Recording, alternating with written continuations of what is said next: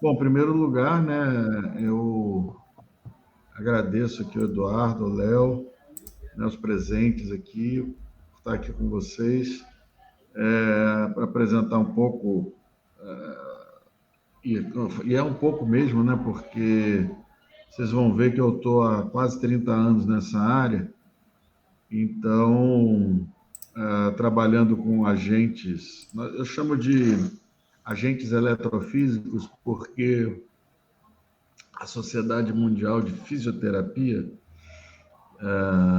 ela tem uma divisão, né, uma divisão específica sobre isso, que é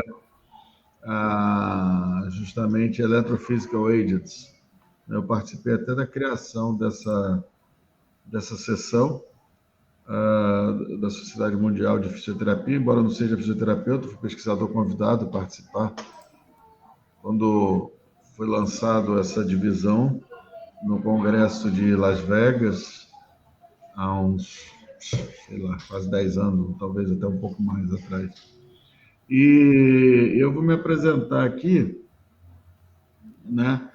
Eu iniciei alguns anos atrás um movimento também, que é o Ciência na Rede, né? Onde eu me aventurei a fazer um movimento de Instagram e um canalzinho no YouTube, porque eu percebia muito um verdadeiro abismo, e um Grand Canyon assim, de distância entre o que a gente faz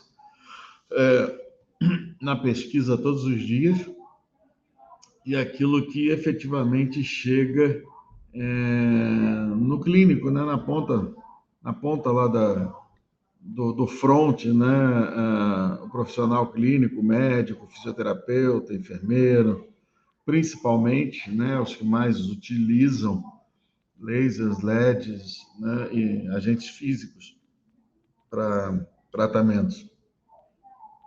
Então,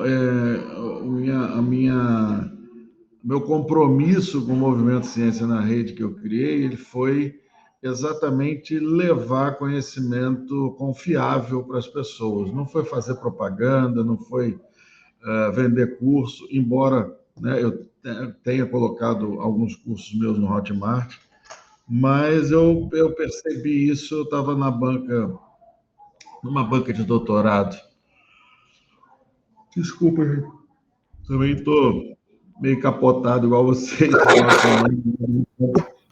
Mas eu estava numa banca de doutorado lá na Faculdade de Medicina, na Unicamp, e, a candidata era uma médica e tinham 5 membros, 4 eram médicos, eu não sou médico, sou biólogo, eu era o único não médico na banca, e para mim aquilo era uma coisa muito normal, né?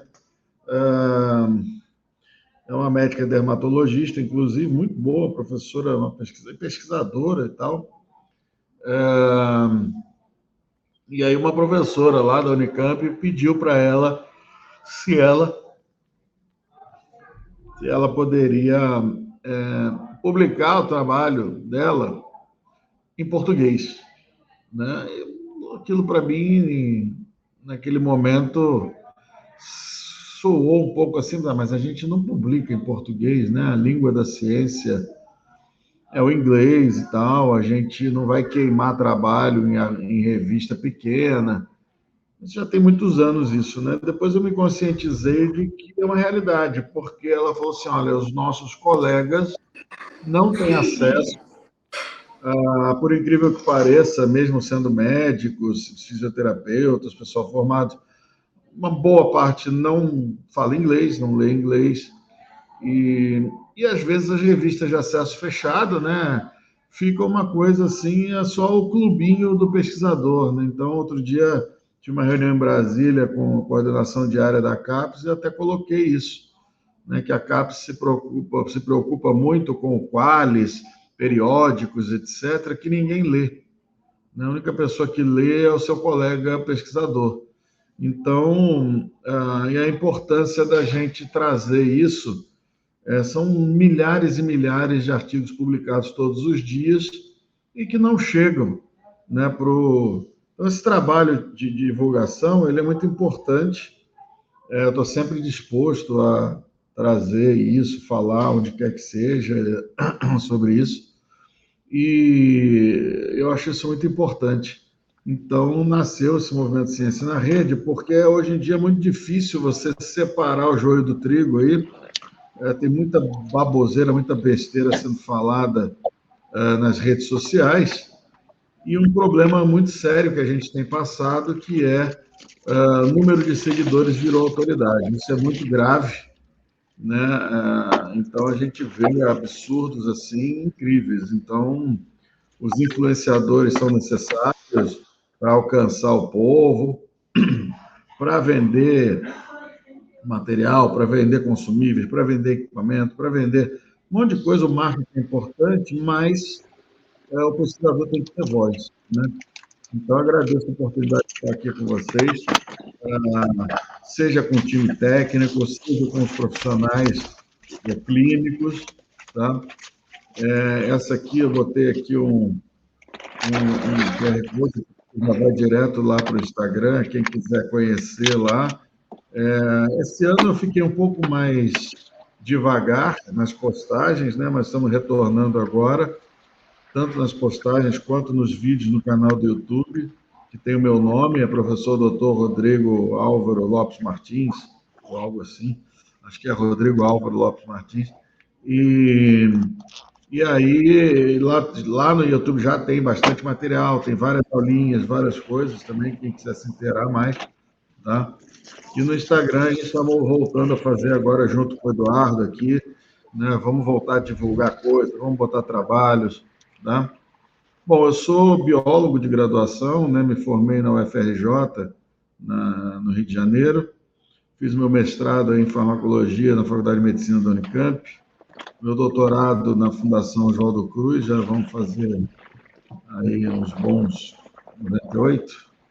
28 anos, mais ou menos, 25, 2025.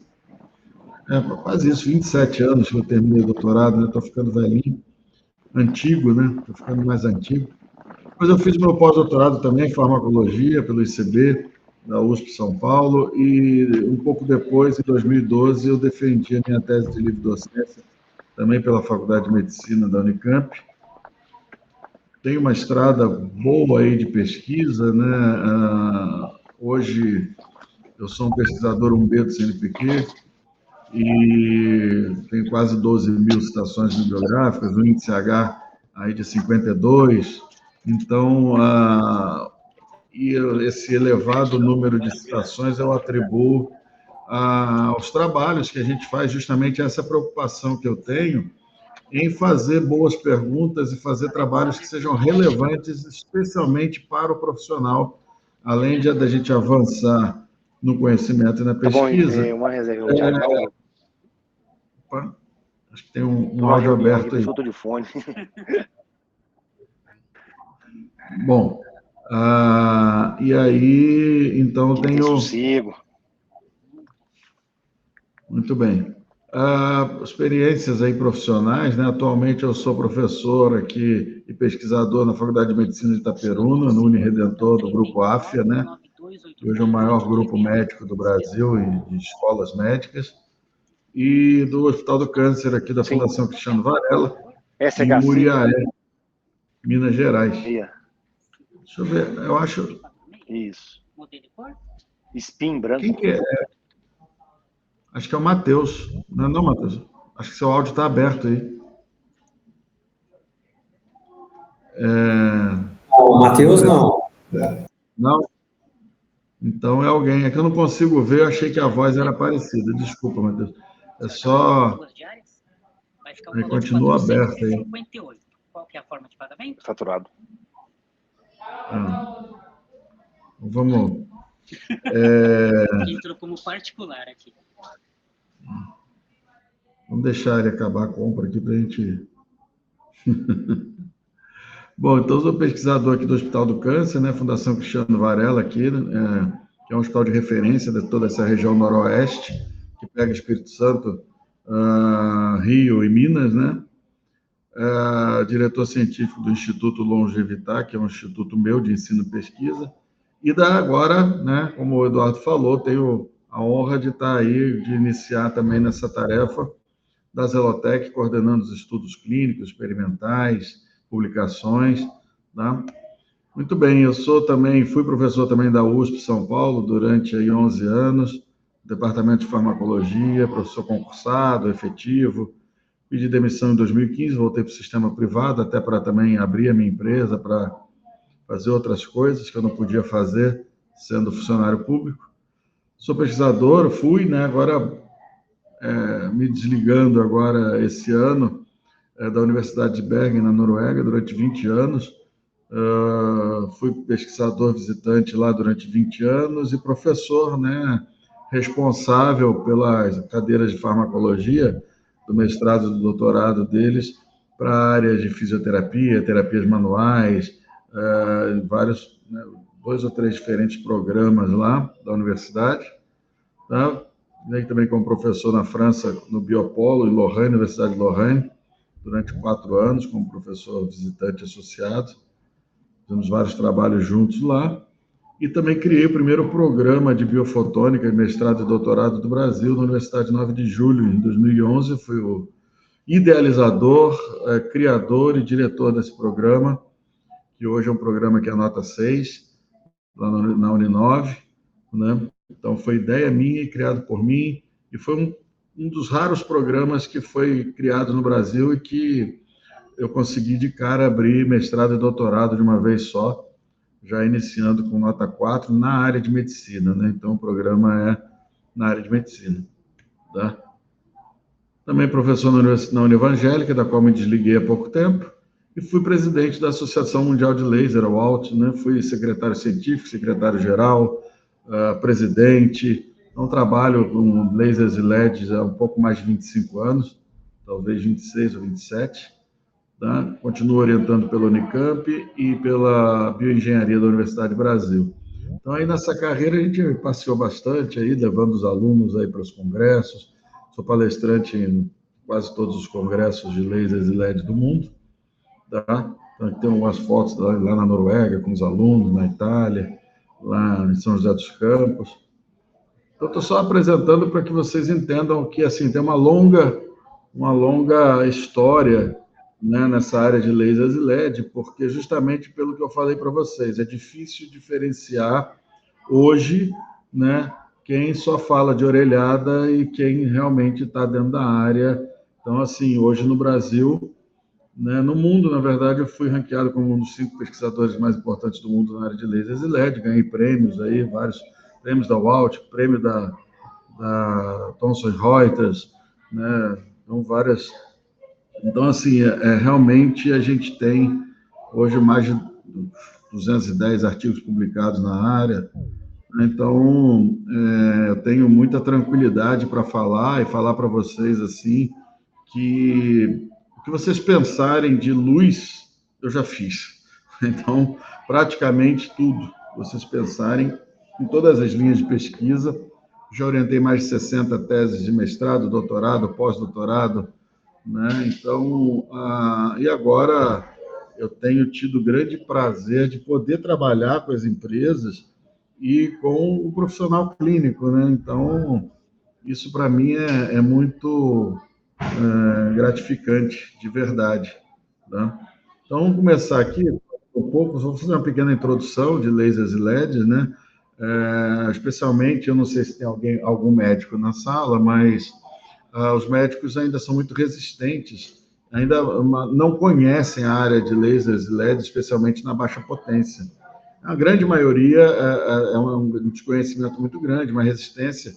E eu entendo porque eu fui professor da medicina da USP, da medicina da Unicamp, da medicina da Uninove, da medicina da UMC, sou professor da medicina aqui da escola, né? E assim, eu critico muito isso, no sentido de que a única coisa que o médico, por exemplo, tem de terapêutica, né, são fármacos, medicamentos. Então, eu tenho toda a minha formação em farmacologia, dou aula de farmacologia na medicina há muitos anos, na verdade, para todos os cursos da saúde, né, mas especialmente na medicina é o curso que tem o pensamento mais fechado, porque na formação médica, praticamente você não tem nada que não seja medicamento. Então realmente é difícil para o médico, vou usar um termo que eu não gosto, mas é o termo que se usa, que é acreditar, né? Então é difícil acreditar em alguma coisa que não seja medicamento. Então, voltando para a luz, que é o nosso tema de hoje, né, a teoria do laser ela foi postulada em 1905, em torno disso, tá? Não existe uma data, então Albert Einstein não levantou e falou assim, hoje eu vou postular a teoria do laser, né? Claro que é um processo. Então, por volta de 1905, ele começou a provar matematicamente, então Einstein era um físico teórico, e ele começou matematicamente aí a provar que era possível se gerar uma fonte de luz, uma luz com as características que a gente conhece hoje do laser, né? Com coerência, com colimação, tá? E uma emissão estimulada de radiação com as características do laser. Essa teoria, esse processo matemático, na verdade, ele só tomou corpo em 1960, porque quando foi construído o primeiro equipamento. Então, quando Einstein postulou a teoria dele, não havia tecnologia ainda para se realmente construir o equipamento. Então, só em 1960, ou seja, 50, 55 anos depois, é que a engenharia, a tecnologia, ela chegou, né, ao ponto de construir o primeiro equipamento de laser, um laser de rubi, um laser de estado sólido, tá? Com o Theodore Maiman, também, se não me engano, nos laboratórios da AT&T, se não me engano. E era um laser grande, um equipamento grande, mas em 1960, aí a foto dele, né, o equipamento, tá? Só como ilustração. E logo depois, né, as pessoas às vezes acham que o LED, né, o LED, não, o LED. Opa! E é importante que... Eu tinha caído, aí parou de gravar, tá? Eita! E é importante que a gente saiba disso, tá? Porque eu vou voltar nesse assunto já, que é um assunto importante, né? Para a gente falar das diferenças de laser e LED, para a gente entender, tá? Quando eu comecei a trabalhar com luz, foi exatamente o meu pensamento, né? Até parece que essa luzinha vai resolver alguma coisa. Então, eu cheguei num instituto que só tinha físicos e engenheiros, e eu vim da farmacologia, fisiologia e farmacologia, e aí quando eu vi, não, laser, eu falei assim, tá de brincadeira, né? E eu realmente fui para esse instituto para desenvolver a parte biológica, porque os físicos e engenheiros, eles, né, para fazer experimentação animal, primeiro, não tinha nenhuma vivência nisso, segundo, não sabiam, e terceiro, faziam coisas horrorosas.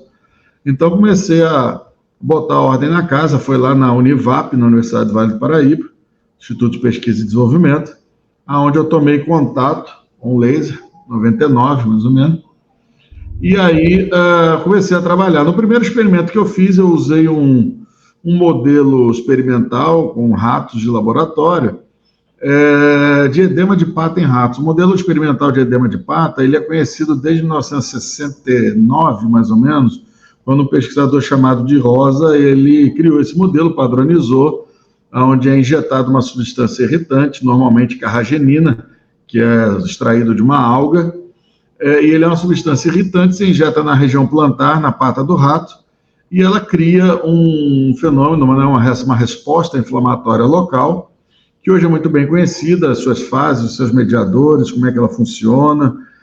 Então, até por ser um modelo clássico, né, muito bem conhecido, eu usei de propósito esse modelo, porque eu poderia comparar e começar a entender se realmente isso se confirmasse. Qual não foi a minha surpresa? Quando logo no primeiro experimento que eu fiz eu fiz lá, eu usava um laserzinho na época, vocês terem uma ideia, um laserzinho de 10 miliwatts, bem fraquinho, e o negócio inibiu pra caramba o edema de pata. Aí eu botei a barba de molho, né? E fui repetir, falei, não acredito.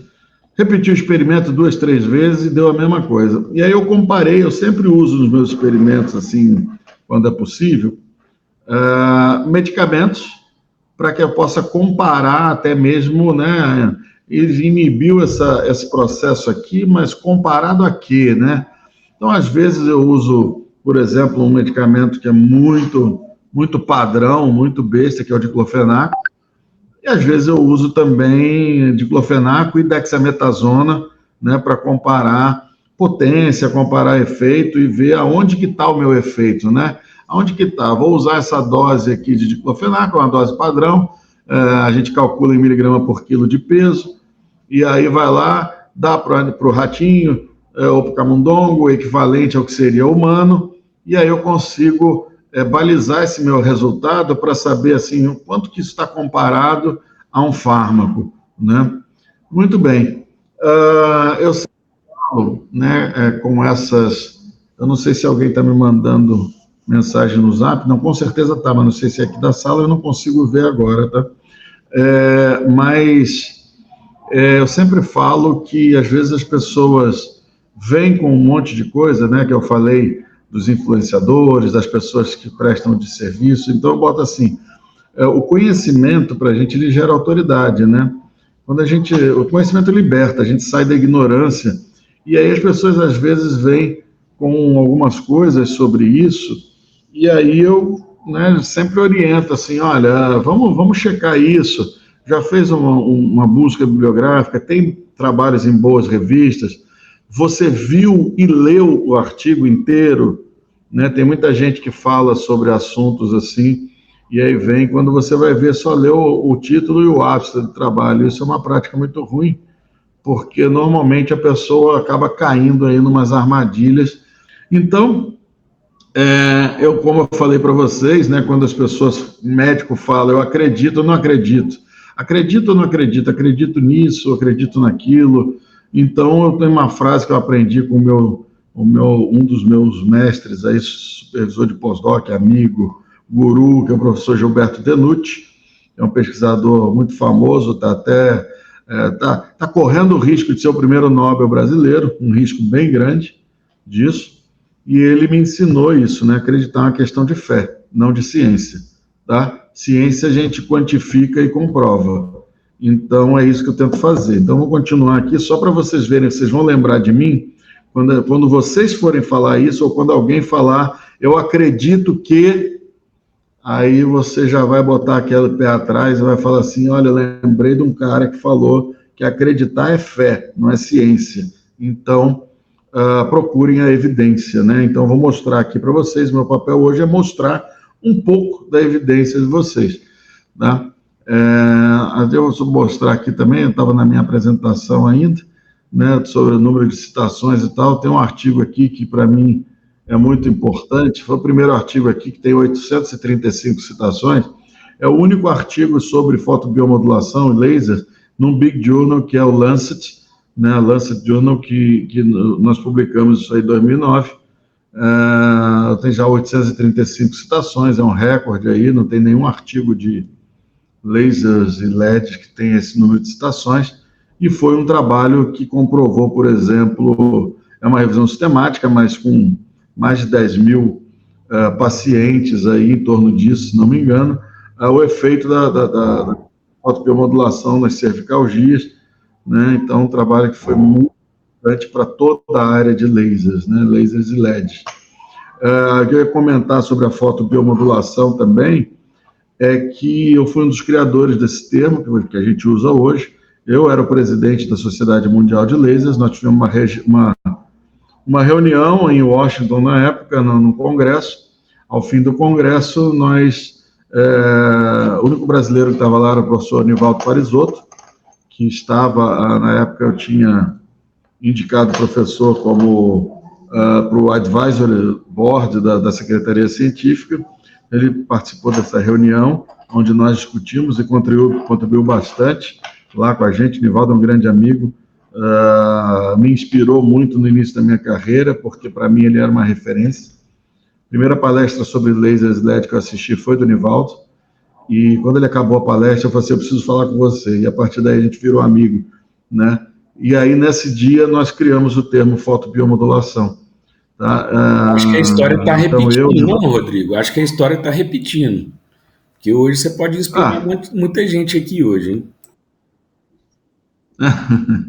Tomara, porque a gente está precisando, e esse termo, eu lembro que os americanos, eles falavam assim, nobody wants low level, porque, assim, low level, na língua inglesa, né, laser de baixo nível, então era muito ruim para a terapia, né, ficar falando low level laser therapy. E aí, houve uma discussão na época, porque o termo também fotobiomodulação, ele acaba botando no mesmo saco qualquer fonte de luz, né?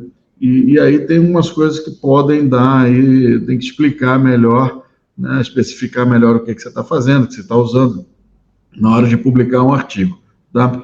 Então, muito bem, vamos lá. Há uns anos atrás, mais ou menos aí 2013, 2014, saíram várias reportagens, né? Isso ajudou muito a impulsionar essa área para a gente chegar hoje numa alternativa altamente eficiente, especialmente para doenças que têm componentes inflamatórios importantes. As pessoas me perguntam, o laser serve para tudo? LED serve para tudo? Não serve para tudo. Mas especialmente onde existe processo inflamatório e dor, então você tem aplicação para fotobiomodulação. Ou seja, né, eu costumo dizer que inflamação é talvez a única maneira que o nosso corpo tem de reagir eu também não gosto do termo agressões, né? E aí eu cheguei numa etapa da minha carreira que eu me dou ao luxo de falar que eu não gosto, né, do termo agressões, porque, na verdade, hoje o entendimento da inflamação ele precisa mudar, porque ele transcende muito essa ideia de agressão, tá? Então, na verdade, qualquer desequilíbrio que o nosso corpo atravesse, ele pode responder, né? E com a única resposta que nós temos é a inflamação. A gente inflama. Tá? E graças a isso ainda permanecemos no planeta Terra. Se você for ver, mesmo um camarão na Antártida, um animal pecilotérmico que não regula a temperatura corporal, ele inflama. Tá? Uma barata inflama, uma salamandra inflama, que é considerado um fóssil vivo. Então você tem aí, se existe no reino animal e está no planeta Terra, é porque inflama, tá certo? Então, se eu tenho, por exemplo, um desequilíbrio hormonal da puberdade, eu inflamo. Se eu tenho no próprio ciclo menstrual mensal da mulher, inflama. Tá? Inflama, dá hipersensibilidade dolorosa. Hoje é conhecida, por exemplo, a asma pré-menstrual, que se a pessoa já tem, por exemplo, uma doença inflamatória, isso pode agudizar por causa do ciclo hormonal. Então, muito mais do que uma pancada, uma canelada, um corte, uma queimadura, qualquer coisa assim, a fisioterapia conhece muito bem, medicina, vamos dizer, a lesão por esforço repetitivo inflama, né? A distensão inflama, a contratura inflama, e os desequilíbrios também, mesmo que sejam desequilíbrios fisiológicos, tá? Então, assim, a gente inflama, nós somos seres inflamados. Se nós somos gordos, a gente inflama. Se a gente né, tecido adiposo é o maior celeiro de mediadores inflamatórios que existe, hoje a gente sabe disso.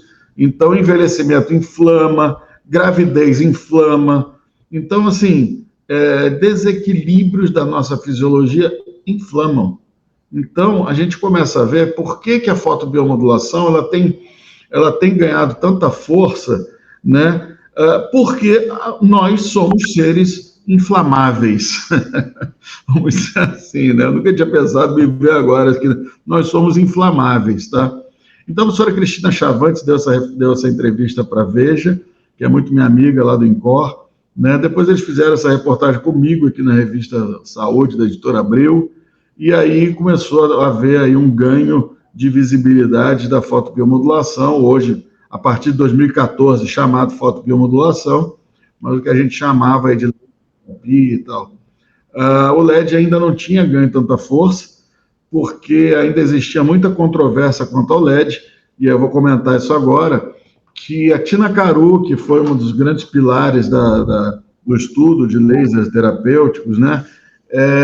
Tina Caru, tive o prazer de conhecê-la, conversei várias vezes com ela, e uma das coisas que ela sempre falou, inclusive no segundo livro dela, que é o 10 Lectures in Phototherapy, logo no início ela fala que o princípio da coerência, né, dos lasers não se aplica na baixa potência. Por quê? Porque a coerência é uma característica da luz que ela se perde logo nos primeiros estratos, nas primeiras camadas de pele.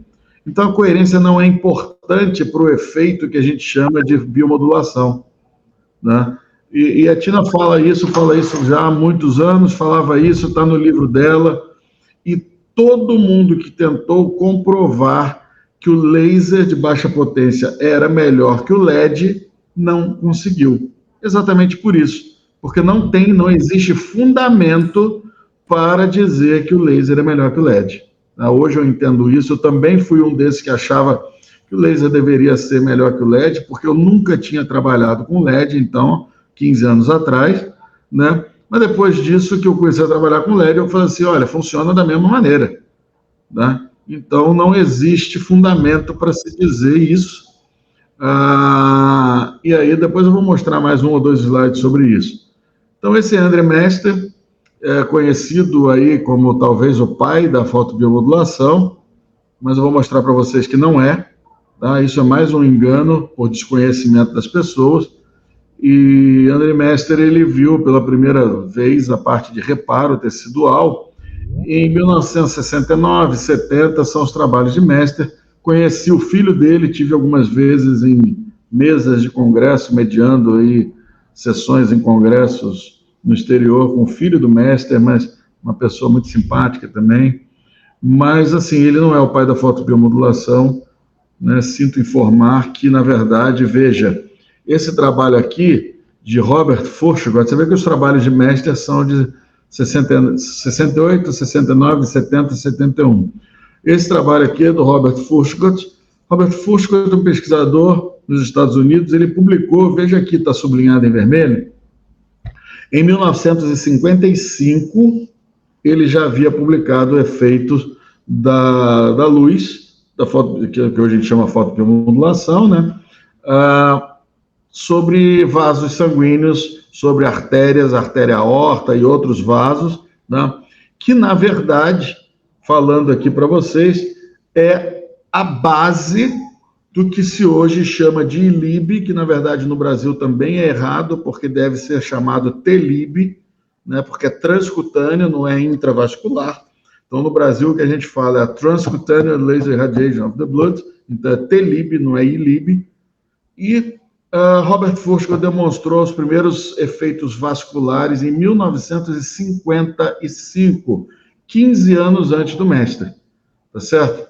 Em 55 ele soltou 2 trabalhos, o que ele chamou de, veja que está aqui no título, nesse de 61, que já foi o 3º trabalho, eu não consegui os 2 trabalhos de 55 ainda, os originais, mas em 61 ele publicou aqui The Photoactivated Relaxation of Smooth Muscles of Rabbit Aorta, né? Então você vê que e depois ele chama no artigo esse efeito de photorelaxation.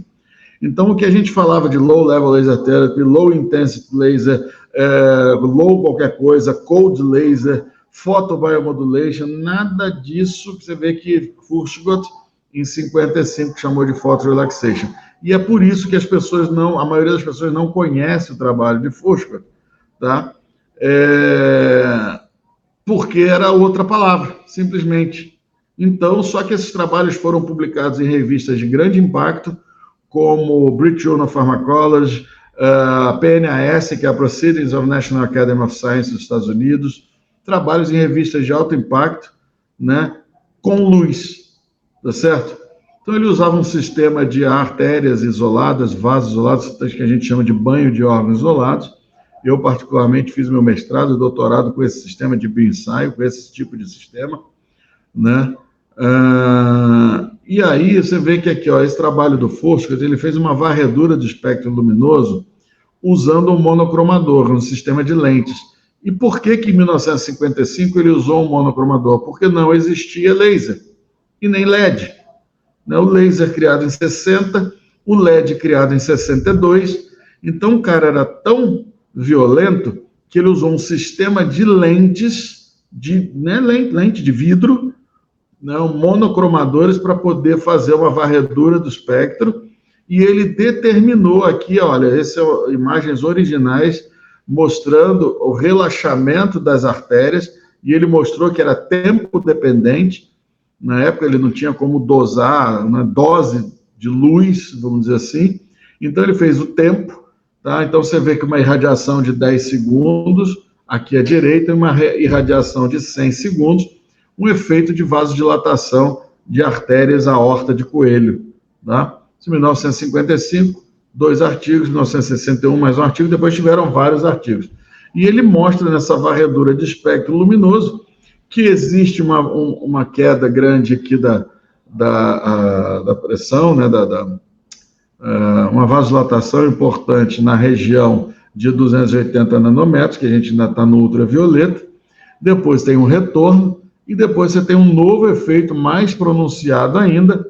Veja que o efeito máximo está exatamente aqui no vermelho e no infravermelho próximo, tá? Pega o âmbar, o laranja aqui em 550 e vai até o 800, 810, 900 e pouquinho, início do 900, que é o 904, que tem muitos lasers de 904 nanômetros, né? Então, aqui do 550 até o 900, vermelho e infravermelho próximo, você tem esse efeito de vasodilatação, né, bastante importante. Esse é um trabalho que foi clássico, um dos trabalhos, para vocês terem uma ideia, Robert Foscart, ele nada mais do que recebeu o Prêmio Nobel de Medicina, tá? Não foi pela luz, mas foi pelos efeitos aqui de vasodilatação. Ele foi um dos descobridores do óxido nítrico. Então, Foscart recebeu, esse aqui é o artigo que ele publicou na Nature, mostrando que existia um fator de relaxamento derivado do endotélio, ou seja, era produzido no endotélio vascular, que ele ainda não sabia o que era, em 1980, quando saiu esse artigo na Nature, mas se vocês pesquisarem, porque depois ele identificou como óxido nítrico, ele foi uma das pessoas que participou, junto com Ferid Murad e Luiz Ignarro, né, ganhadores do Nobel, eles dividiram o Nobel de Medicina pela descoberta do óxido nítrico, mas em 80, Foscart foi o primeiro a demonstrar o fator de relaxamento derivado do endotélio. E se vocês perceberem, essa foto tem uma coisa de interessante, vamos ampliar ela aqui, vamos ver quem é detalhista, mas eu já vou contar aqui qual é o segredo. Vocês estão vendo que a janela ali atrás do Foscart, ela está com blackout, né? Foscart tapava todas as fontes de luz do laboratório para poder trabalhar no sistema com vasos, com artérias isoladas, né? Esse aqui, ele tá aparecendo aí a cara dele, porque ele acendeu a luz para tirar foto, mas ele, inclusive, a luz da sala, o laboratório dele trabalhava no escuro, tá? Para ele poder fazer esses experimentos, né? Então, tinha blackout na janela, luz apagada, tudo por quê? Porque ele percebeu que a luz tinha esse efeito vascular, tá?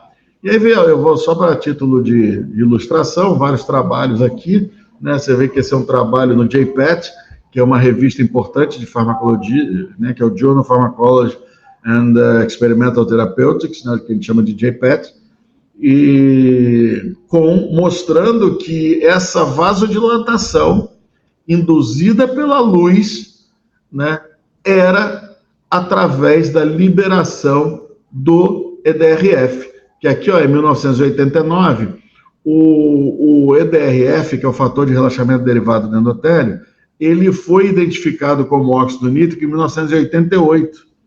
Em 1989, o Foscart mostra que esse relaxamento da aorta, induzido por luz, era através da liberação endotelial de óxido nítrico.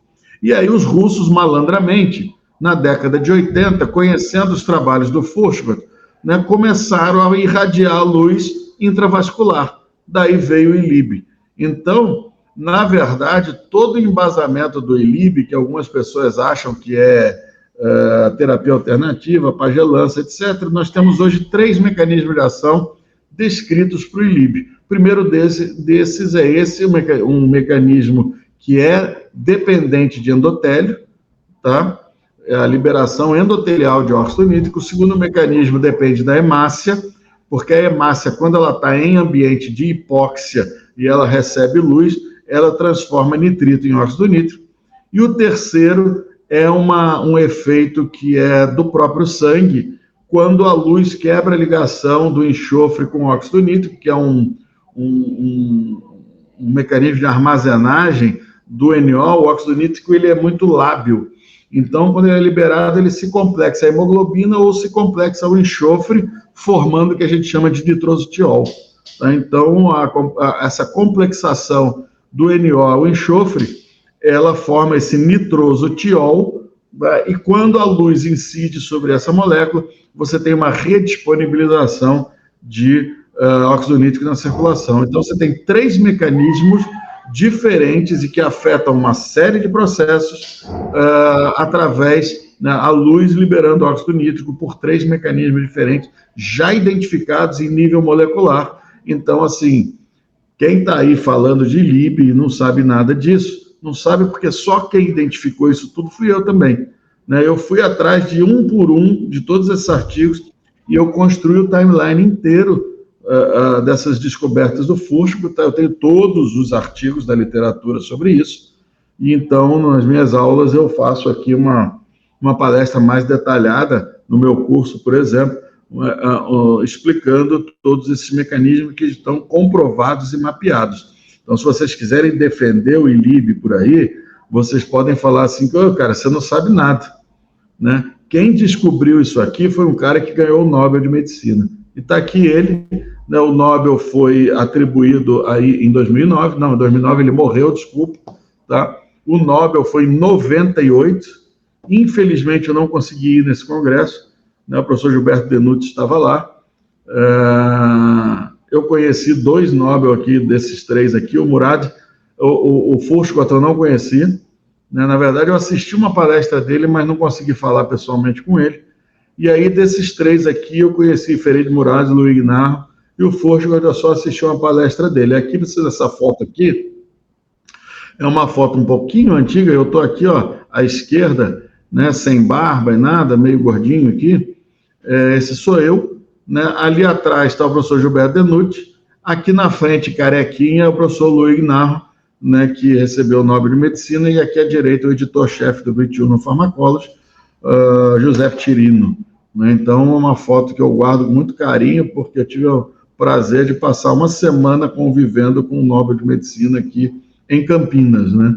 Muito legal. E aqui, ó, um segredo para vocês, eu já vou entrar já nos efeitos biológicos, tá? Mas eu preciso fazer a introdução, que é para dar uma base forte para a galera aqui acreditar, né? Já que acreditar é fé, mas para vocês entenderem que, assim, a gente não está tratando nada de alternativo, né? Nada disso, isso tudo é ciência, né? Tem mais hoje, de fotobiomodulação, tem mais de 15 mil artigos publicados em boas revistas, né, científicas, tá? E eu quero mostrar para vocês, essa é uma dos mitos aqui. Esse aqui é um LED, né? Vocês estão vendo aqui que ele está em contato com a parede, então, né, praticamente não tem nenhuma divergência.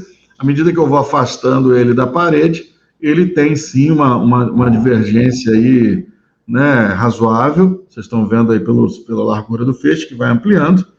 E isso é uma das coisas que difere, né, pelo menos em tese, o laser do LED. Além da coerência, essa parte da colimação, embora a colimação é uma coisa que pode facilmente ser corrigida pela engenharia, mas veja que ele tem uma divergência, né, que é bem diferente do laser, né? Ou não. Esse é um laser. E da mesma forma, veja, que você afasta um LED da parede e ele tem divergência, o laser tem exatamente a mesma divergência, com a diferença que ele não tem o feixe homogêneo. Se você observar esse feixe do LED, na terceira imagem à direita, ele tem um feixe muito mais homogêneo, embora seja um feixe desorganizado, tá? Enquanto o laser aparece um foco muito mais forte central, e aí ele vai mudando em direção à periferia, tá? Então você tem uma região central que é muito mais concentrada em termos de luz do que... E veja que, se você observar essas ponteiras aqui, ó, essa ponteira desse LED ela tem um diâmetro muito maior do que a ponteira desse laser, e mesmo assim o laser diverge tanto quanto o LED. Então, eu acabei de, assim, eu quebrei aqui, derrubei para vocês os dois mitos que poderiam falar que o laser, né, o laser é melhor que o LED. Então, assim, nem com incoerência e nem colimação, você justifica uma diferença para dizer que laser é melhor que LED. Isso não faz sentido, isso é mito, tá? Pode botar o carimbo de mito aí, tá bom?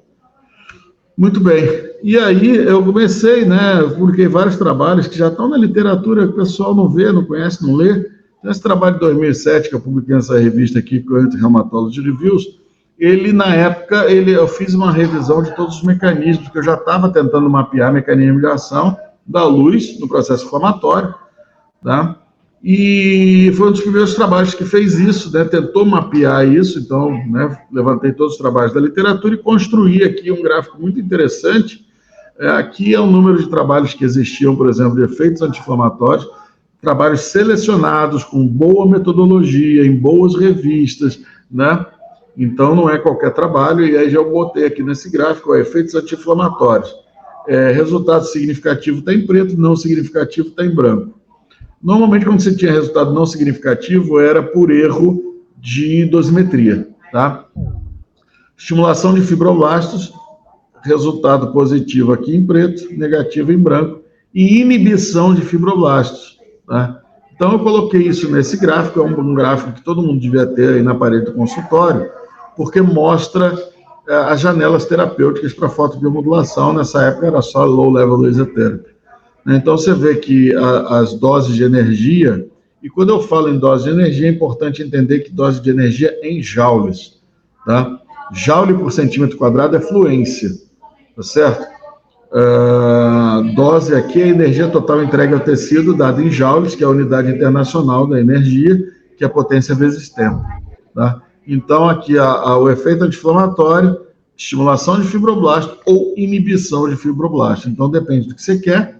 Você pode, por exemplo, inibir uma cicatrização hipertrófica, você pode acelerar uma cicatrização, você pode usar um efeito anti-inflamatório, tá?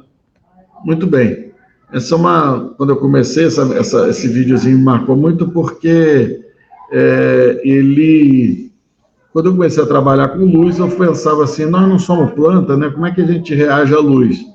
Então, vocês estão vendo aqui nesse vídeo, de um colega americano que fez esse vídeo, com uma super câmera daquelas lentas, né?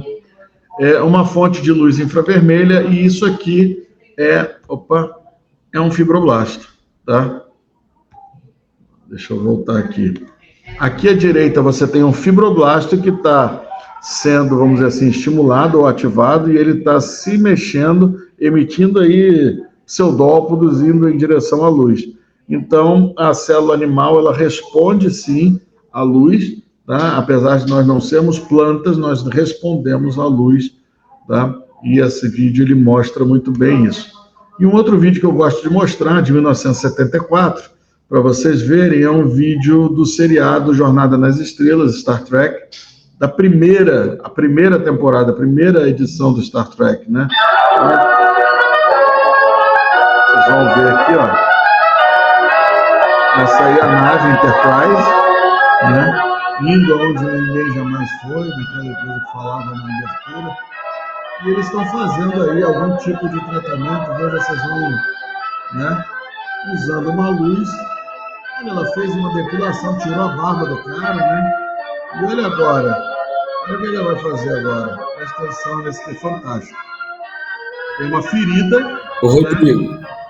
A gente está discutindo baixinho que está predominando o som do vídeo. E aí, houve um reparo tecidual, né, perfeito, bom. Então, você vê que em 1974, Hollywood já mostrava os efeitos da fotobiomodulação. Ano passado, eu fiz aqui uma busca só com LLT ou photobiomodulation, a gente já estava com quase 10 mil artigos só disso, tá? Sem entrar laser de alta, sem entrar LED, né? Especificamente LED, tá? Então a gente já tinha quase 10 mil artigos, isso foi em 5 de fevereiro de 2024, essa busca aqui que eu fiz. Muito bem, e o Brasil é um país campeão de produção científica em fotobiomodulação, eu fiz esse levantamento também, né, de artigos publicados, nós somos na frente aí, China, Índia e Estados Unidos juntos não produzem ciência como nós produzimos em fotobiomodulação, tá? Então nós somos aí líder mundial em pesquisas na área de fotobiomodulação. E as principais patologias que se trata, a parte oral, né? A fotobiomodulação veio para o Brasil pela odontologia, tá? E depois a gente tem aqui dor, reparo tecidual, acne, problemas articulares, exercício físico, né? Eu também fui o primeiro pesquisador aqui no mundo a mostrar os efeitos da fotobiomodulação sobre a fadiga muscular, tá? Depois disso, meus discípulos aí, meus alunos, né, como o professor Ernesto Leal Júnior, que foi meu aluno de mestrado, iniciação, mestrado, doutorado e pós-doutorado, também se destacou bastante nessa área, publicando muitos artigos com isso. O professor Kleber Ferrarese, lá da Federal de São Carlos, né, fui da banca dele, foi aluno do professor Nivaldo Parisotto, também se destacou bastante trabalhando com isso. Laser, fotobiomodulação na fadiga muscular, tá? Então, já fui acionado aí pelo Comitê Olímpico Internacional para saber como é que funcionava, expliquei para eles, e por conta dessa explicação que eu mostrei para eles, a fotobiomodulação não foi considerada doping, tá?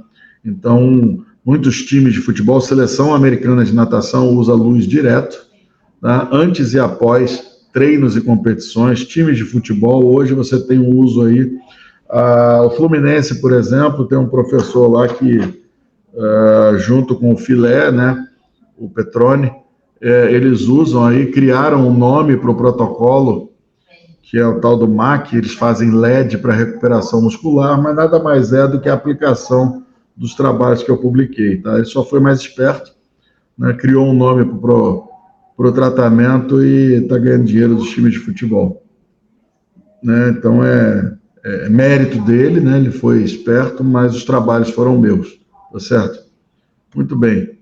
Então hoje a fotobiomodulação ela é usada aí numa série de coisas, tanto na parte odontologia, bucomaxilo, disfunções temporomandibulares e problemas aí, ó, de unha, onicomicose, problemas de joelho, reparo tecidual, a famosa laser puntura, né, que está chegando aí, porque eu tive com um pesquisador chinês-americano, que foi o cara que desenvolveu esse protótipo da laser puntura, porque irradiar pontos de acupuntura não é a mesma coisa de fazer uma laser acupuntura, né? Porque você não está irradiando os pontos de acupuntura ao mesmo tempo. Então, ele desenvolveu um equipamento que tem vários emissores, onde você coloca em pontos específicos, tá?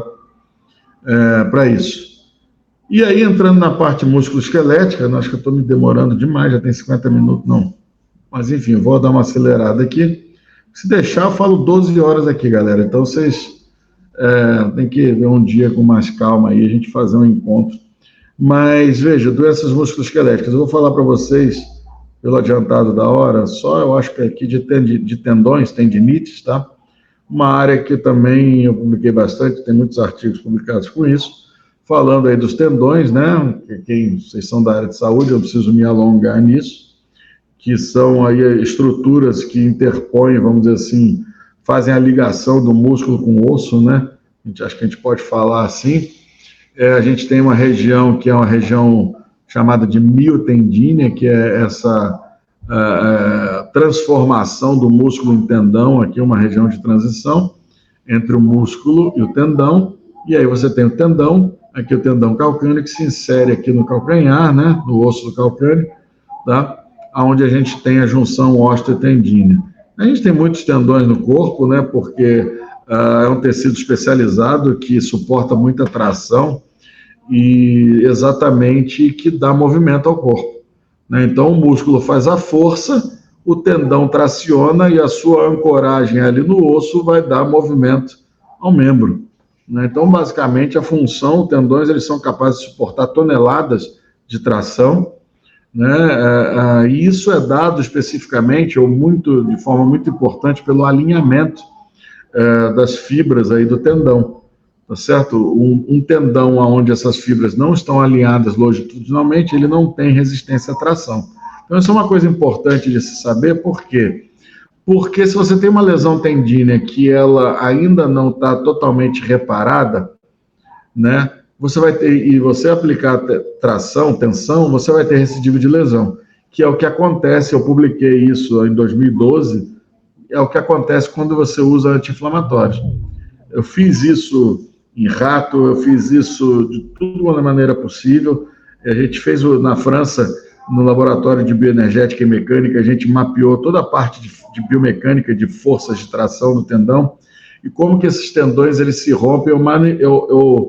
Eu mapeei isso molecularmente também, vou mostrar para vocês aqui, né, os resultados do artigo, onde a gente mostra que, por exemplo, um anti-inflamatório, ele, apesar dele tirar a dor, o edema, etc., ele inibe o reparo tecidual do tendão, ele retarda esse reparo tecidual, o que não acontece com luz. Então, quando você dá tração, se você pega, por exemplo, casos aí de jogadores de futebol, etc., que fazem recuperação acelerada e etc., de tendão, frequentemente você tem recidiva de lesão, porque o cara usou, por exemplo, anti-inflamatório. O anti-inflamatório, ele não inibe determinadas metaloproteinases de matriz extracelular, ou seja, você continua tendo uma certa degradação, né, de elastina, de colágeno, de algumas proteínas aí, enquanto a pessoa já está sem dor, sem edema, sem nada. Ela volta a treinar, quando ela vai realmente vamos ver, né, ali vai o racha ali, ela vai partir numa corrida, ela vai fazer, aí você tem recidiva de lesão. Por quê? Porque esse mecanismo molecular, ele faz com que o tendão, ele continue tendo uma certa resistência, mas ele perde elasticidade. Então, esse tendão, ele se rompe como folha seca, entendeu? Ele resiste, daí que ele faz tac, e ele rompe, tá? Eu mapeei isso tudo molecularmente, inclusive, vou mostrar aqui para vocês. E é interessante entender que o tendão, ele tem diferenças, né, tanto no envelhecimento quanto numa tendinopatia, tá certo? E isso vai mudar algumas características, vou passar mais rápido isso aqui, né? Isso causa impactos, essas doenças musculoesqueléticas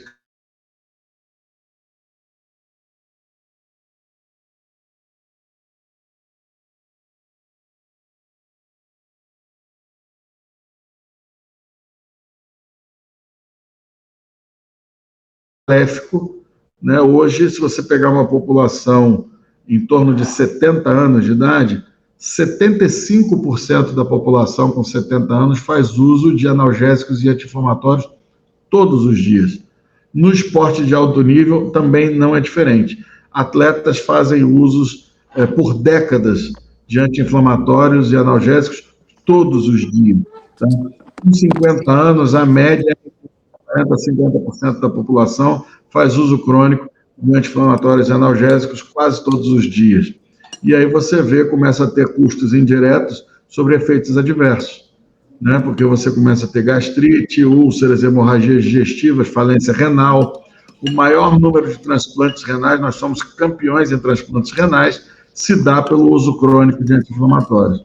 Então, são coisas que, assim, razões muito importantes para a gente procurar uma alternativa de tratamento eficiente que não seja medicamento, tá? A ortopedia no Brasil continua fazendo injeção... no pé, filho. Ui. Acho que tem um áudio aberto, mas assim, a ortopedia, por exemplo, no Brasil, continua fazendo infiltração de corticoide, que no meu ponto de vista é criminoso. Ninguém, mas o mundo não faz mais isso. Isso é contraindicado desde o ano 2000. Tá? A gente sabe que faz necrose de cartilagem, a gente faz enfraquecimento de ligamentos e tendões, isso está tudo publicado na literatura.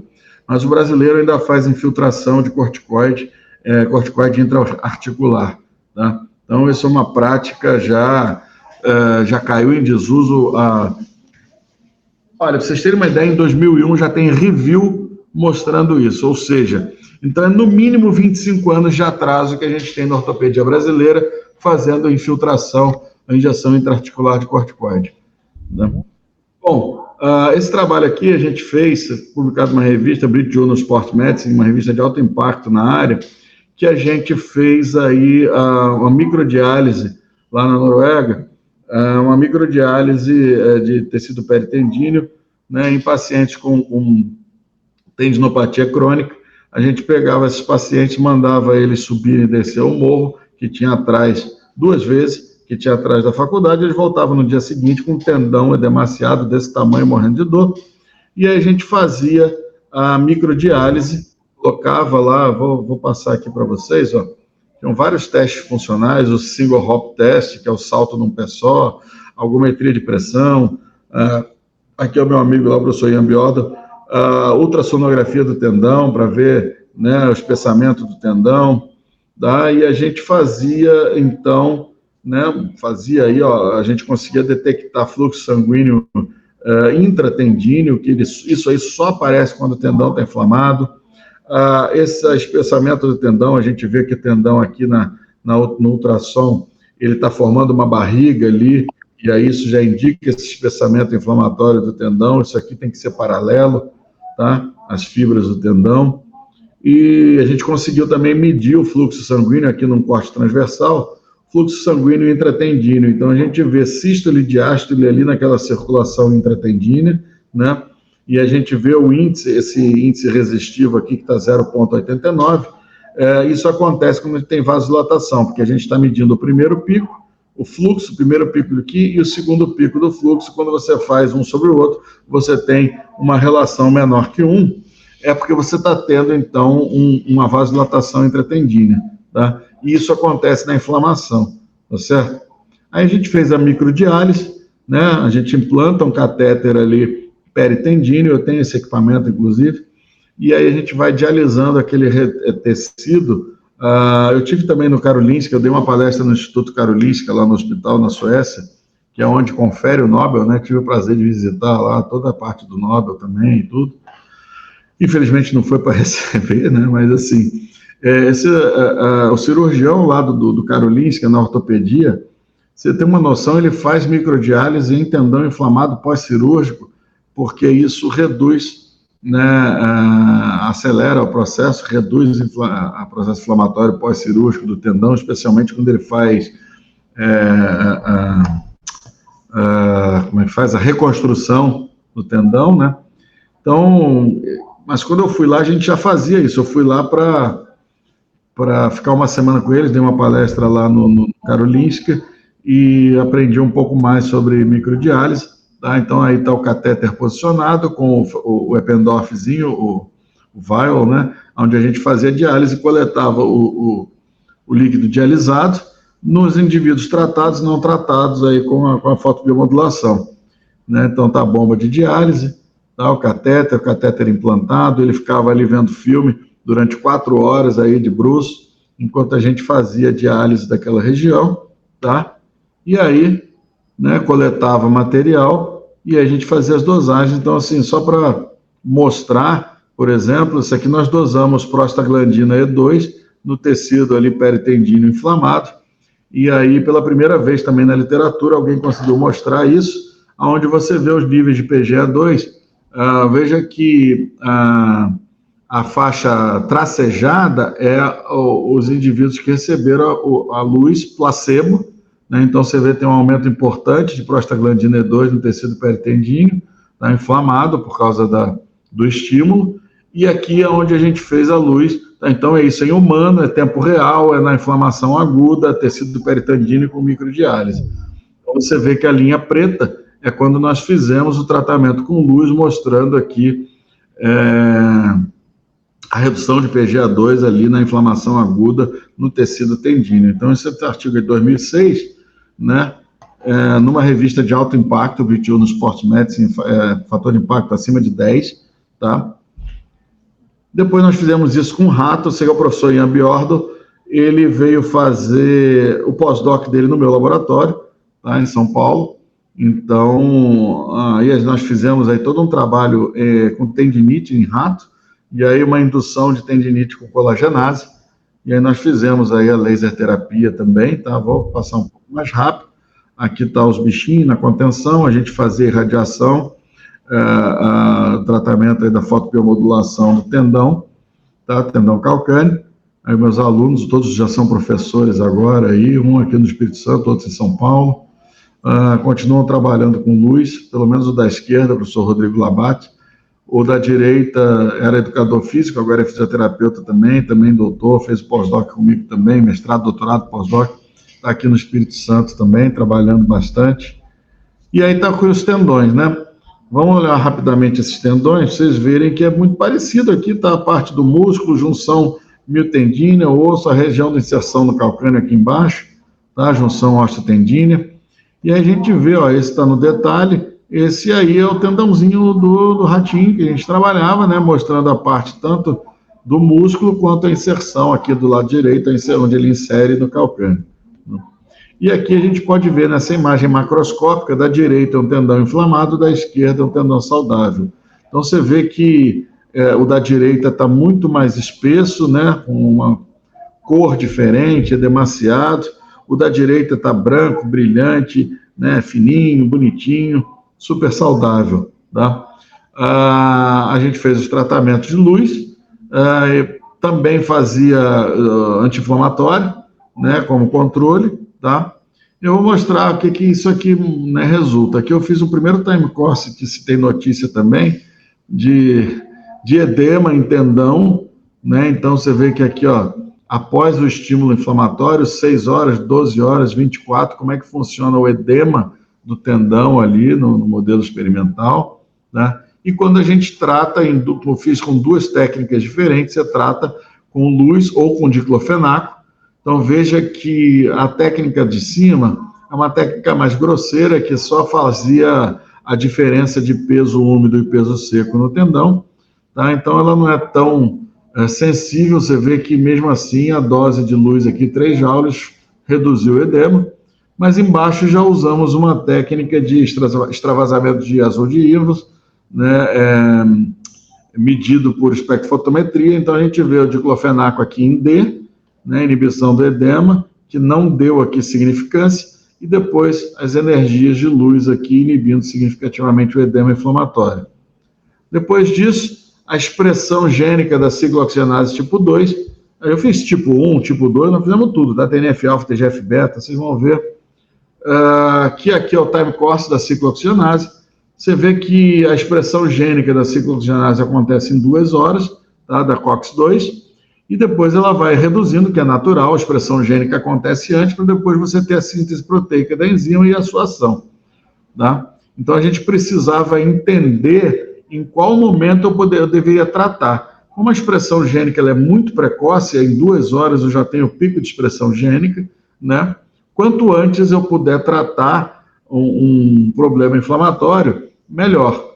Né? Imagina que você tem, por exemplo, você vai acompanhar um jogo de basquete ou de vôlei, né? O cara subiu na rede para fazer um bloqueio, na hora que desceu ele pisou no pé do oponente e torceu o pé. Ali na hora você tem que fazer laser ou LED, tá?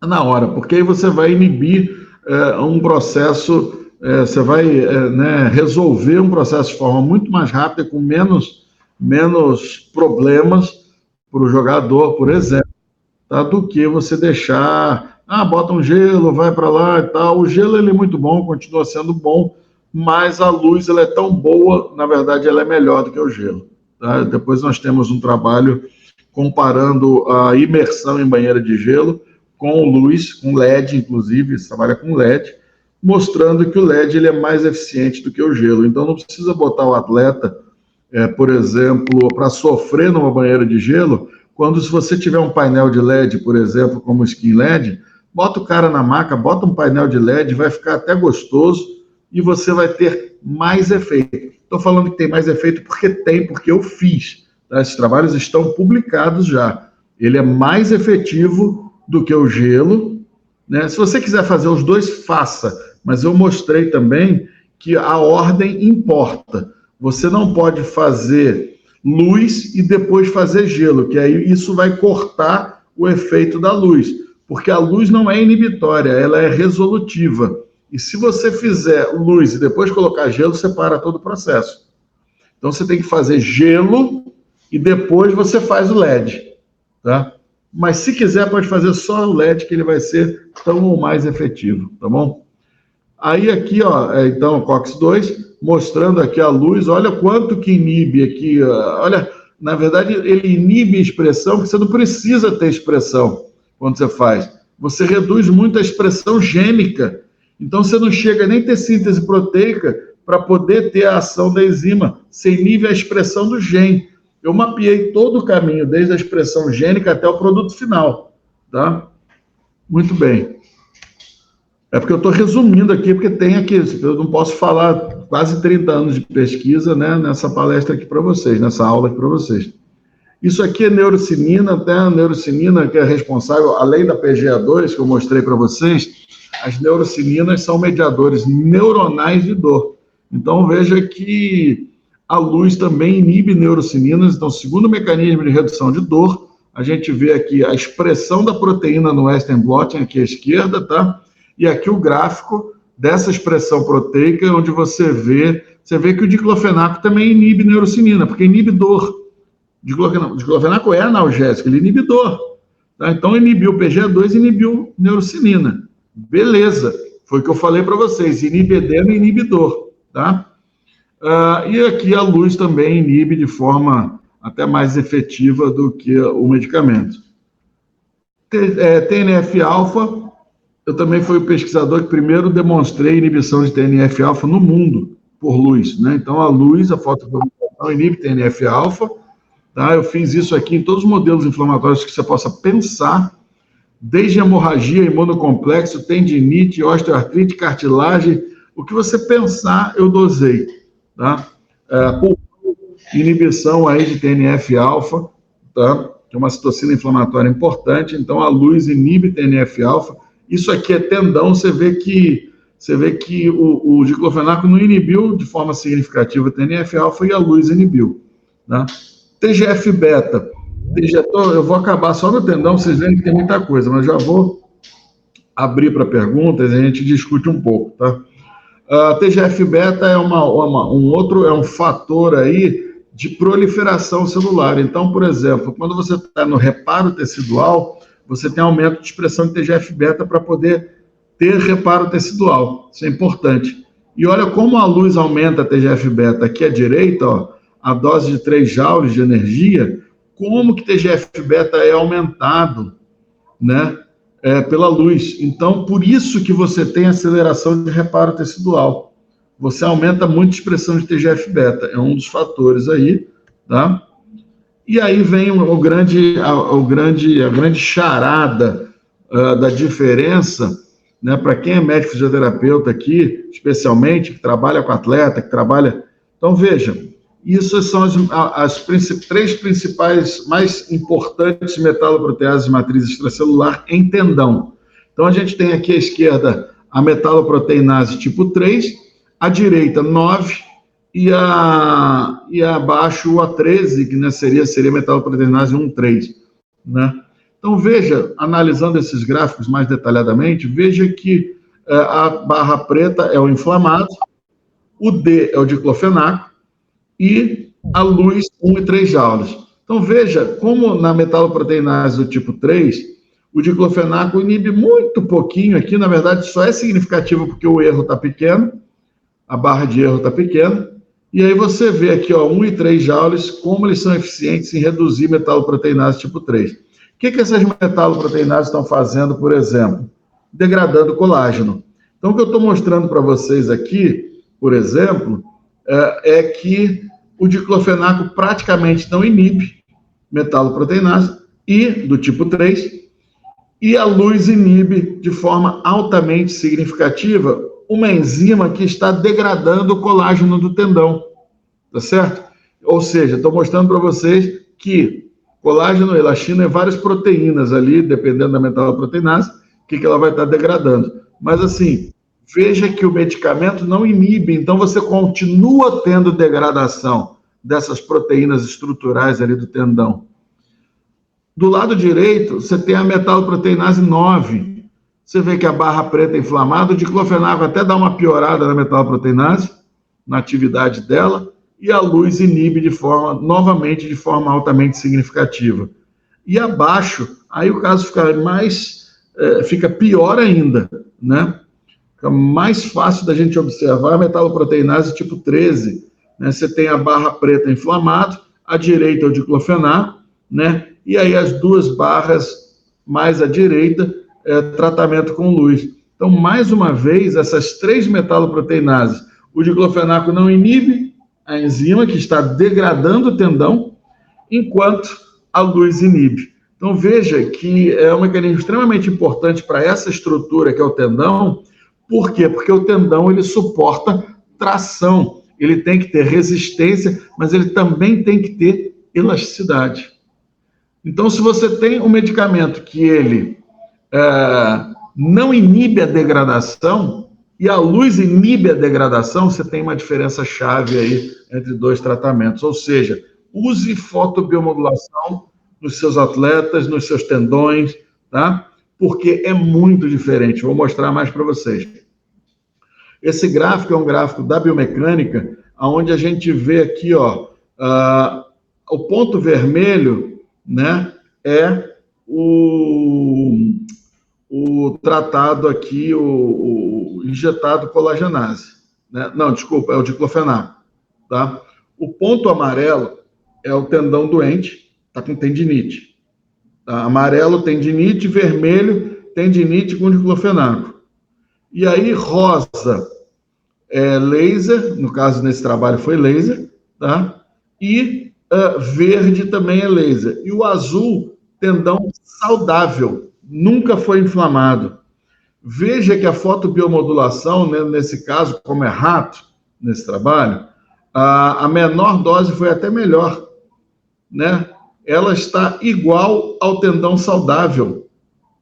Veja, tanto em o eixo aqui à esquerda, em a força necessária para romper o tendão, como na elasticidade, que é aqui o eixo X aqui embaixo.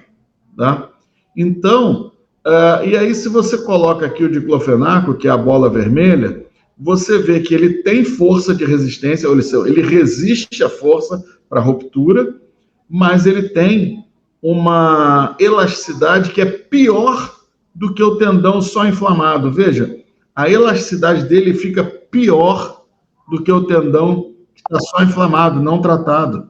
Então, ele tem resistência, mas a elasticidade dele está péssima. Então, por isso que eu falo, esse tendão ele se rompe como galho seco, ele faz poft, porque ele não tem elasticidade. E aí o que acontece quando a diferença de você tratar uma tendinite, por exemplo, com fármaco anti-inflamatório, ou você tratar com fotobiomodulação. A diferença é muito grande. Esse aqui eu fiz a microscopia de força atômica. Então, esse aqui é a imagem tridimensional de um tendão saudável, tá? E aqui você vê, né? Não vou explicar agora como se forma a imagem, mas é uma visão tridimensional, uma imagem formada eletronicamente pela microscopia de força atômica, tá? Que dá essa visão tridimensional.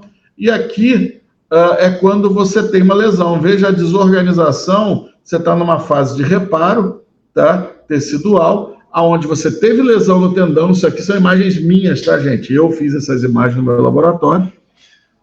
Hoje eu não tenho mais esse microscópio de força atômica, mas são imagens minhas. Então, essas aqui são imagens de que a gente fez lesão por contusão. Então, tem uma guilhotinazinha que eu faço assim, trauma por contusão, animal anestesiado, obviamente. E depois a gente tem, então, aqui a imagem de força atômica na fase de reparo. Então, por isso que eu falei para vocês que tendão, para ter resistência, tem que ter alinhamento de fibras, tá? E o que acontece quando você usa medicamento? Você retarda esse alinhamento. Mais uma coisa, você retarda esse alinhamento. Então, ele não resiste. Além dele não ter elasticidade, ele não tem organização. Esse é um trabalho, eu fiz um outro trabalho junto com o professor Nivaldo Parisotto, que a gente fez microscopia de birrefringência e eu acompanhei os animais desde um dia após lesão até 60 dias. Então, nós fizemos isso, né? Eu pegava, fazia todo o experimento, levava os tendõezinhos lá para São Carlos, lá no departamento de engenharia, a gente fazia microscopia de birrefringência e a gente mostrava que tanto o corticoide como o diclofenaco retardavam na birrefringência. A gente vê exatamente o quê? O alinhamento das fibras de tendão, tá? Então, a gente via que tanto o diclofenaco quanto o corticoide retardam esse alinhamento. E quando você trabalha com a luz, você tem uma recuperação, aí sim, melhor e mais acelerada, tanto do ponto de vista molecular, que vocês viram da metaloproteinase, quanto na resistência e elasticidade, quanto na organização dessas fibras de tendão. Isso tudo está publicado aqui, tá, gente? Esse aqui é um dos artigos, ó. Veja que isso não é novo, eu já publiquei isso em 2012. Tem 13 anos isso. E as pessoas ainda não conhecem. Então, quando eu falei para o Eduardo aqui, né, o Edu aqui da Zelotec, eu falei assim, Edu, na parte patológica, na parte de doenças, a gente nada de braçada, porque eu já fiz tudo que você possa imaginar. Para você colocar o skin LED na rua, eu não preciso, assim, eu vou fazer agora alguns estudos, né? Mas, assim, o conhecimento está aqui, ó. Eu já demonstrei, eu já mapeei tudo, inclusive do ponto de vista de expressão gênica, molecular, bioquímico, força, biomecânica, microscopia de birrefringência, força atômica, tudo que você possa imaginar. Está tudo publicado, comprovado, já há mais de 10 anos. Esse trabalho tem 13 anos, tá? Journal Orthopedic Research, uma revista importante na área. Depois, o Journal, esse aqui é o mesmo trabalho. E depois tem esse aqui, que é o Journal of Mechanical Behavior, que é onde a gente faz toda a caracterização de forças, elasticidade, tração, toda a parte biomecânica, comparando fotobiomodulação com medicamento. E a gente mostra de uma vez por todas que na parte músculo-esquelética, isso também acontece para a parte de... Eu tenho vários trabalhos com lesão muscular por estiramento, tá? Que também a luz é muito melhor, tá certo? Como tenho também trabalhos em articulação, em osteoartrite, em tudo isso. A luz é muito melhor. Tá tudo comprovado em boas revistas, tá? Com alto crivo aí, científico, crítico, tá certo? Tudo que você pensar, eu já fiz em fotobiomodulação. Então, veja aqui, ó. Aí vou entrar em osteoartrite, eu não vou entrar por hoje, porque pelo adiantado da hora, já são 9h20, tá? Mas, assim, vou parar por aqui hoje. Depois, numa outra oportunidade, a gente fala um pouco mais aí de...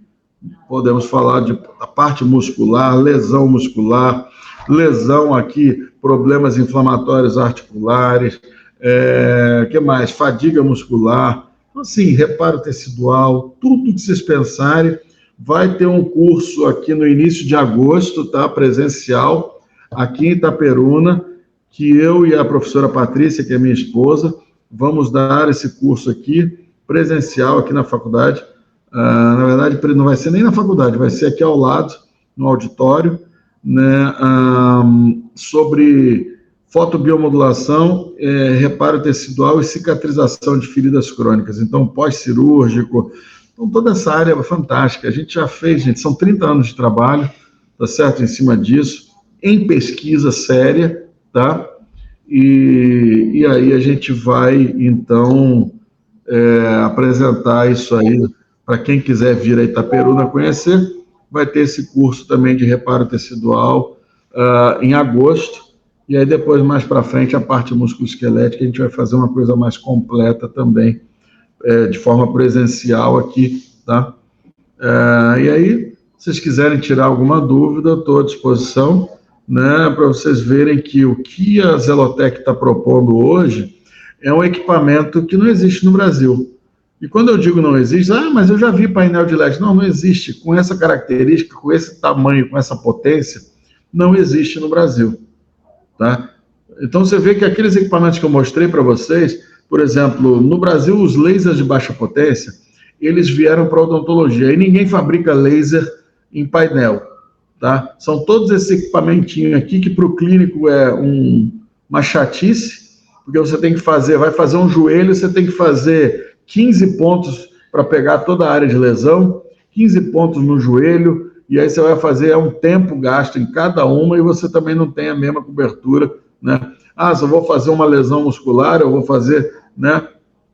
Então, o que eu me encantei quando eu conheci a Zelotec, especialmente por esse equipamento Skin LED, porque ele tem 3 painéis enormes, isso pro médico, pro fisioterapeuta, pro enfermeiro, né? Você imagina pegar um queimado, eu nem falei de queimadura, mas pro enfermeiro, por exemplo, no hospital de queimado, né? Pega um painel daquele, rapaz, o reparo tecidual, eu falei porque eu lembrei, eu falei sobre o curso de reparo tecidual que a gente vai dar no início de agosto, porque eu lembrei disso. Não existe, hoje, as pessoas não conhecem, a medicina não conhece, mas se levar um painel de LED desse para um hospital de queimados, tá? É outra vida, gente. Para um pós-cirúrgico, é outra vida. Eu tenho trabalhos de reparo tecidual, da qualidade que você vê do reparo tecidual com a fotobiomodulação. E aí, qual que é o segredo disso tudo? 2 segredos para finalizar mesmo. Primeiro segredo, a fotobiomodulação não inibe processo inflamatório. Ela resolve processo inflamatório, tá? Então, você tem uma aceleração da resolução do processo inflamatório. E se você tem uma boa resolução e não inibição, vocês veem que eu mostrei para vocês no tendão que quando você inibe com medicamento, você tem prejuízo do tecido, tá? Por que a fotobiomodulação é melhor? Porque ela acelera a resolução e isso eu já comprovei também, tá certo? E aí você tem um excelente reparo tecidual, porque você tem uma excelente resolução do processo inflamatório, você vai ter um ótimo reparo tecidual, que é visível. Nós fizemos aí vários estudos já com isso. Tem um estudo de um ex-aluno meu de doutorado também. Ele ainda estava no mestrado e não foi comigo, foi na fisioterapia lá da USP, com a minha amiga, professora Raquel Casarotto. Eles fizeram, junto com a cirurgia plástica, um trabalho com cicatrização de hérnia inguinal. A professora Patrícia Frois adora mostrar esse trabalho aí nos cursos dela aí. É um trabalho que ficou fantástico. Esse trabalho do meu aluno, eles tiveram que interromper, o comitê de ética falou para interromper o trabalho, porque a diferença era tão grande que você não conseguia mais ter o grupo, vamos dizer assim, para ser duplo cego, tá? Então, o resultado é tão bom no reparo tecidual, na cicatrização pós-cirúrgica, que não precisou levar o estudo até o final. É um estudo randomizado, duplo cego, placebo controlado, em cirurgia de hérnia inguinal, tá? Ou seja, o estudo foi interrompido porque o efeito era bom demais, e aí não precisava levar até o final. Então, para vocês verem que, assim, esse tipo de tratamento não tem nada de alternativo. Quem não começou ainda está perdendo tempo, tá? Porque é muito bom. Se vocês começarem a usar, vocês vão ver que é fantástico. Tem embasamento científico para qualquer um, não precisar duvidar, né? E agora a gente tem no mercado um equipamento com, vamos dizer assim, eu posso dizer que ele tem rendimento, né? É um painel grande, com potência, que vai te economizar tempo, e eu já estou indo pegar o meu essa semana, né? Porque a gente vai trazer um aqui para a faculdade, porque eu estou louco. Eu mandei aqui pro Eduardo, eu falei assim, cadê meus brinquedinhos, né? Então, agora, como diretor científico da Zelotec, eu tenho que ter aqui um brinquedinho, né? Porque eu fico babando naquele equipamento, porque, olha, eu não comentei dor lombar crônica, não comentei osteomielite, pode fazer, tem trabalho com osteomielite sim, tá? Não é meu, osteomielite eu nunca fiz, mas tem trabalho sim, né? Imagina não só osteomielite, mas esses reparos teciduais, biorregeneradores, toda essa parte estética, é fantástica. Eu mostrei lá no Full Face os trabalhos que a gente fez, por exemplo, com preparo de pele, com a absorção de ativos tópicos. Nós fizemos um trabalho em ratos, nós fizemos dois trabalhos importantes em ratos, e fizemos um trabalho em humanos, né? Já vou entrar no lipedema, em trabalho em humanos, tá? Com internação hospitalar, com 50 voluntários, 24 de pele negra, né, de fototipo 4-6, 24 caucasianos, 1-3, né? Internação hospitalar, dosagem por espectrometria de massa, nós quantificamos no sangue, o diclofenaco gel aplicado nas costas, nós quantificamos no sangue e nós mostramos uma potencialização de 100% da concentração plasmática desses ativos, no caso do diclofenaco gel, aplicado topicamente. Então, nós vimos não é nem permeação cutânea, absorção mesmo, que eu quantifiquei no sangue, com espectrometria de massas, tá? Com lipedema ainda não tem. Esse é um dos primeiros estudos que a gente vai começar aqui agora, em Itaperuna, com o Skin LED. Tá? Esse é o primeiro. Celulite e lipedema, eu tenho vários trabalhos com celulite, tá? Com luz, e olha que eu fazia com um clusterzinho desse tamanho, agora eu vou nadar de braçada, né? E olha, no caso do tendão de Aquiles, tendão calcâneo, a gente usou 1 e 3 infra, tá? Mas eu poderia ter usado, já fiz com vermelho também, o vermelho também funciona, tá? Isso vai depender de qual tendão você está tratando. Se você for tratar um supraespinhoso, por exemplo, que é um tendão que está em torno de 10 milímetros abaixo da pele, isso eu sei porque a gente, lá na Noruega, o professor Ian Bjorn fez um trabalho com 500 tendões, que ele mediu 500, ele mediu a profundidade dos tendões com ultrassonografia. E aí, por quê? Porque para a luz isso importa, é uma excelente pergunta, porque assim, se você for tratar um tendão mais profundo, por exemplo, você vai usar infra, tá? Infravermelho. Se você for usar superficial, você pode usar o vermelho que vai funcionar tranquilamente, né? E o tendão, normalmente, a gente faz pelo menos 2 vezes por semana, tá? Eu gosto de fazer 3, tá certo? Faz 3 joules, 3 vezes por semana, o resultado é fantástico, tá? E do caso dos fios, PDRN e tudo, eu ia falar sobre isso. Você usar uma luz, você pode usar tanto vermelho quanto infra para esse caso, né? E é pouquinho tempo, você vai fazer aí, com esse equipamento, você vai fazer 5 minutos, né? Tendão de Aquiles inflamado. Pode fazer luz, porque vai melhorar, tá? O tendão mais chato de tratar é cotovelo, né? Quem trata aí epicondilite sabe disso, mas epicondilite é chato com qualquer coisa. Mas são 2 quadros muito chatos, epicondilite e fascite plantar, né? Mas eu te garanto que fascite plantar, com esse painel de LED, você botar o pezinho da pessoa lá e socar o LED, você vai ter resultado muito bom. O ruim é ficar fazendo o pé inteiro, nos 2 pés, ponto por ponto, e aí aquele negócio, aí o cara vai sair dali, vai ficar em pé, e aí a pressão está toda sobre o pé, e é ruim de tratar por causa disso, né? Mas, com certeza, um painel de LED que tem vermelho e infravermelho que você pode ligar junto, é o sonho, isso é sonho, né? Então, e ali ele ainda tem âmbar e azul, ou seja, você pega um paciente que está com uma acne, né, ativa, braba, que você vai ligar aquela luz azul e vai ser assim. Sabe por quê? A luz azul, só para finalizar mesmo, a luz azul, ela é bactericida, ela é muito boa para acne, mas precisa ter potência. Se fizer uma luz muito fraquinha, não funciona. Inclusive, Edu, eu vou até já aproveitar essa deixa aqui, eu preciso comprar uma estufa de bactéria, tá? Vou mandar para você, porque aqui no Hospital do Câncer, a gente tem sempre tem, né? Eu quero depois a gente fazer um trabalho lá no hospital com as radiodermites, né? Então, pós-radioterapia, você tem a queimadura de radiação mesmo, né? E às vezes ela também está infectada, então eu estou começando cultura de bactéria, estou precisando de uma estufinha, já vou dar uma facada aqui ao vivo, né? É baratinho, é 3 conto uma estufa de bactéria. Já vou te passar a proforma invoice aqui. Espera aí que eu não vi aqui. Deixa eu pegar aqui a pergunta.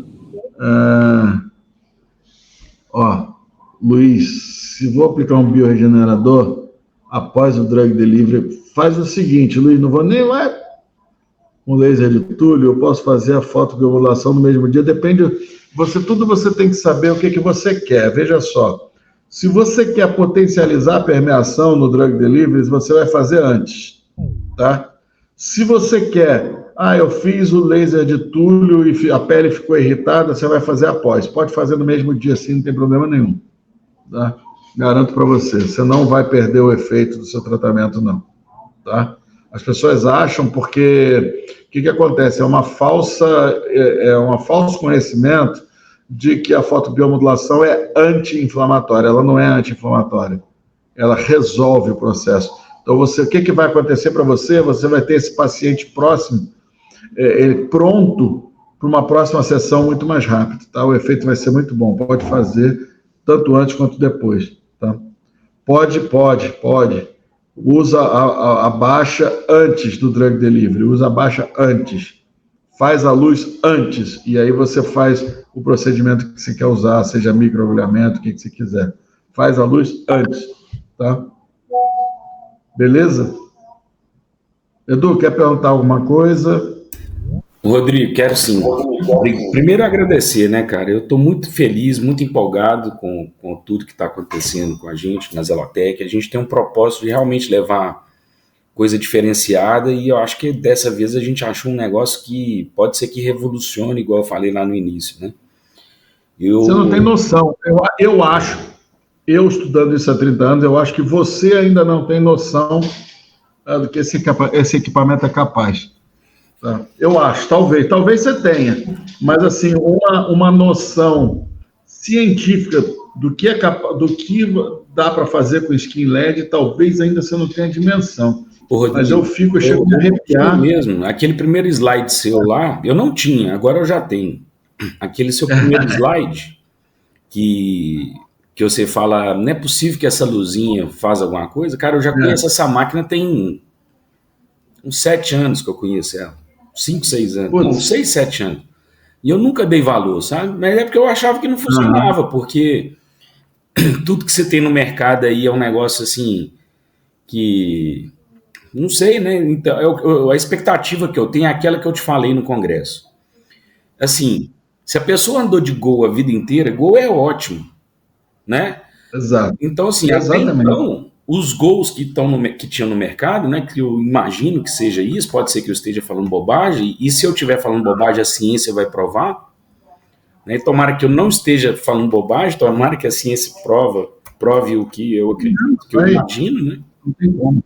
É que a gente tem uma Ferrari na mão, e só que a gente nunca andou nela ainda, pode ser que seja. Mas e outra coisa, eu tenho certeza do efeito, eu tenho certeza, tá? Então, eu consigo falar isso, porque eu tenho certeza do efeito.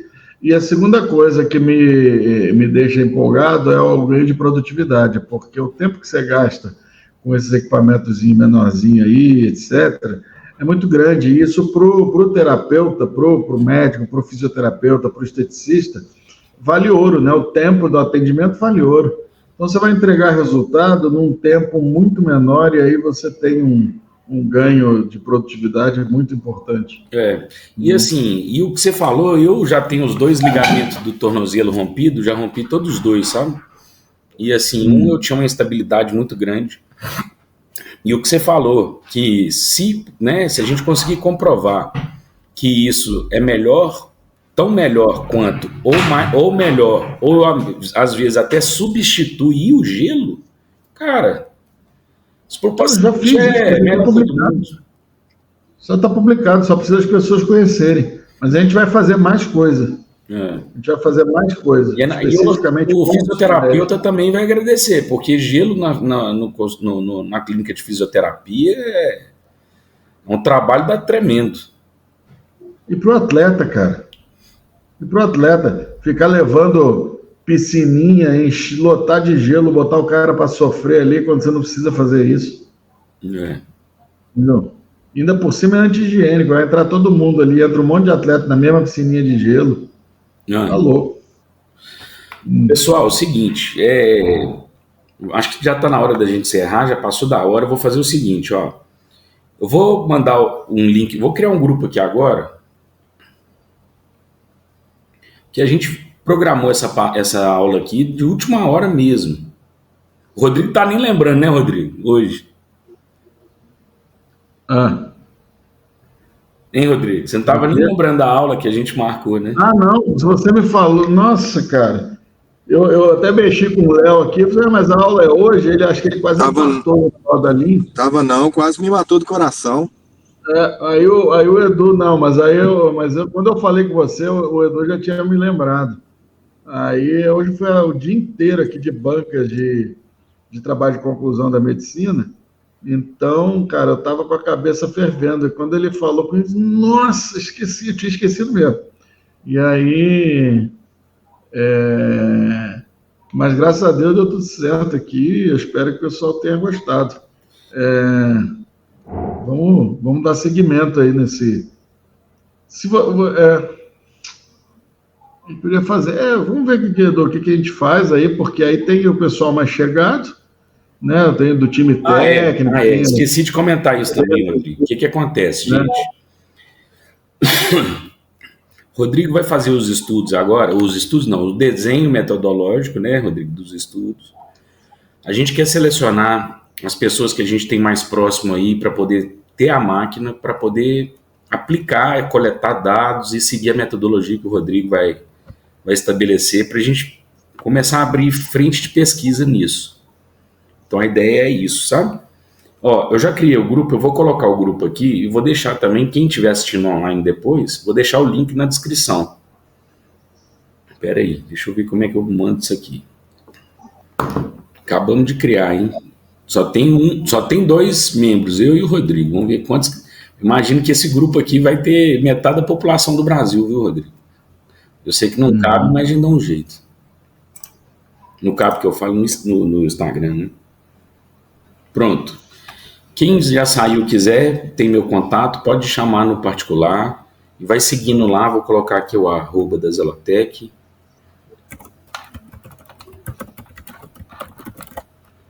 E a gente vai conversando. Muito obrigado, pessoal. Boa noite. Se alguém que tiver mais alguma pergunta, manda lá no grupo lá e a gente vai respondendo, né, Rodrigo?